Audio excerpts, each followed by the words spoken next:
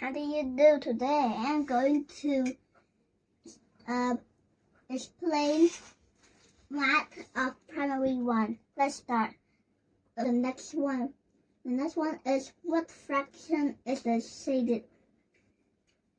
The fraction is shaded is right here. So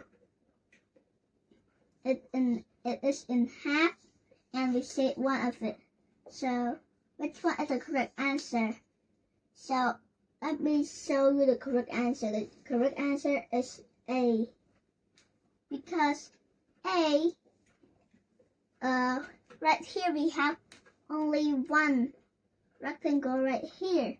So, and then a half of 2. We shade right here 1. So this we don't shade it. So this is the correct answer. For listening to my explaining about math of primary 1.